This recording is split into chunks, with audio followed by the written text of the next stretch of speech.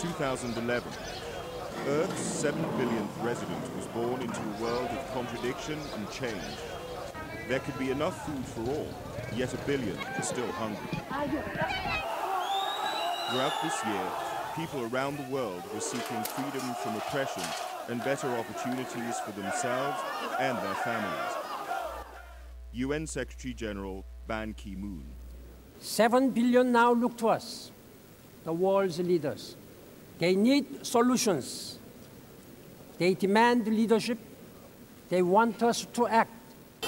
In Libya, Colonel Gaddafi's security forces began systematically shooting at peaceful protesters. More than 600,000 people fled the fighting and chaos, and Ban Ki-moon urged the international community to ensure the protection of civilians. I have spoken out bluntly and repeatedly. The violence must stop.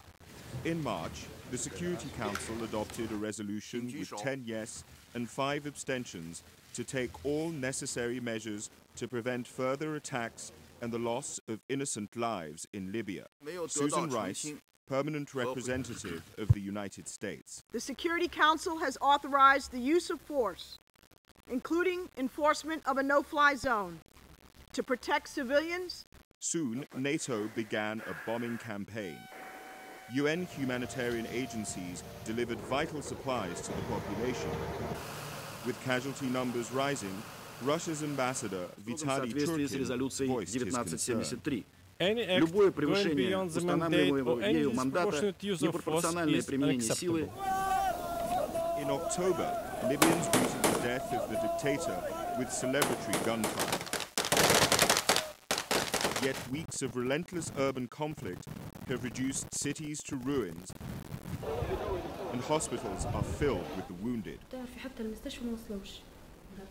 Secretary General Ban Ki-moon and the President of the General Assembly, Nasir Abdulaziz Al-Nasser, made an historic visit to Libya. In Syria, pressure was on for President Al-Assad to step down after thousands of people were killed in pro-democracy protests. The General Assembly voted on a resolution condemning Syria for the ongoing violence and called for the government to end all human rights violations. People in the streets of Ramallah cheered the news that their president, Mahmoud Abbas, had presented an application for full UN membership to Ban Ki-moon. After 63 years of ongoing tragedy, enough. Israeli Prime Minister Benjamin Netanyahu. We have to stop negotiating about the negotiations. Let's just get on with it. Let's negotiate peace. Meanwhile, on the ground in the occupied Palestinian territory, housing demolition for Israeli settlement building continued. UNESCO granted Palestine full membership. The decision is adopted in Hama. Leading to the withdrawal States of America US funding takes the floor for the organization. to In join July, your the seats. newborn country of South Sudan became the 193rd member state of the United Nations.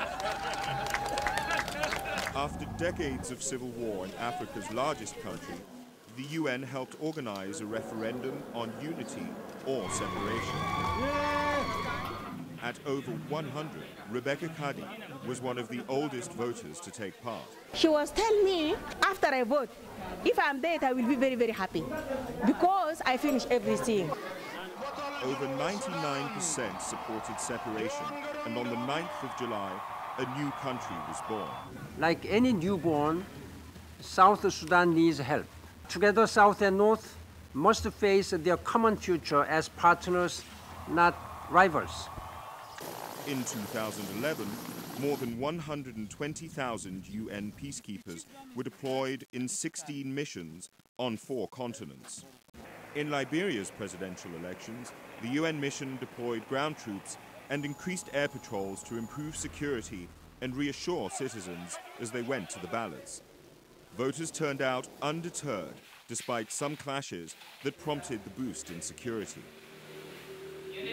President Ellen Johnson Sirleaf was not only re-elected, She was also one of 3 women activists who were jointly awarded the 2011 Nobel Peace Prize.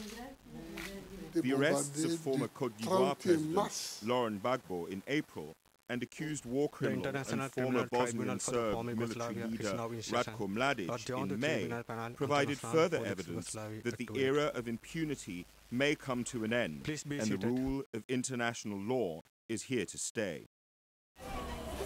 Haiti slowly recovered from a major cholera epidemic. 1 year after the devastating earthquake, 40% of the 10 million cubic meters of rubble have been removed. The UN Development Programme and other UN agencies created jobs in a pilot project to transform some of the debris into gravel to build new homes and schools. UNICEF brought in supplies. Now, 140,000 children who have never been enrolled before are going to school. Thailand has seen the worst flooding in 70 years. Unusually heavy rainfall left large parts of the country, including the capital, Bangkok, inundated. In Somalia, war and the worst drought in decades uprooted 1.5 million people. The World Food Programme opened feeding centres, bringing relief to millions in desperate need. Executive Director, Josette Sheeran. It's very dangerous and risky, but we have to reach people. Hundreds of thousands of Somalis walked for weeks to Kenya, but many didn't make it. The Dadaab refugee camp, the world's largest, became the 3rd biggest city in Kenya, with almost 500,000 residents. The UN's refugee agency, UNHCR, airlifted thousands of tents to ease the overcrowding. Famine has spread over Somalia, but the consequences of the drought affected the whole Horn of Africa. These farmers lost half of their livestock and food supplies are running out. We live on palm nuts. There is nothing more to eat. The planet could easily feed 7 billion people, yet millions continue to starve. High and unpredictable food prices affected poor countries the most during the global economic downturn. 25 years after Chernobyl, a tragedy in Japan with multiple consequences. A magnitude 9 earthquake, followed by a tsunami, seriously damaged the Fukushima nuclear reactor. Dedicated workers prevented a total meltdown, but a large area became contaminated as radiation spread. Experts from the International Atomic Energy Agency urged Japan to secure permanent sites to store the radioactive waste. Visiting the victims, Ban Ki-moon pledged to keep nuclear safety high on the international agenda. Nuclear accidents respect no borders.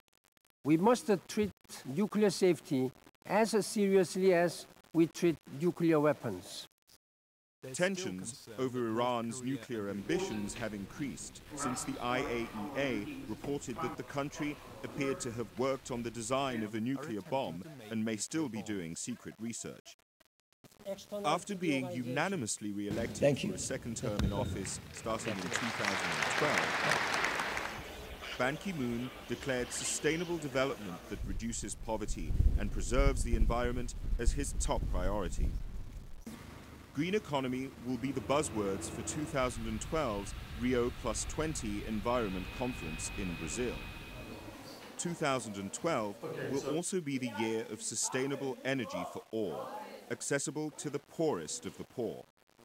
7 billion people need clean energy to read, sustainable agriculture to eat, and opportunities and decent jobs to live a life of dignity and prosperity.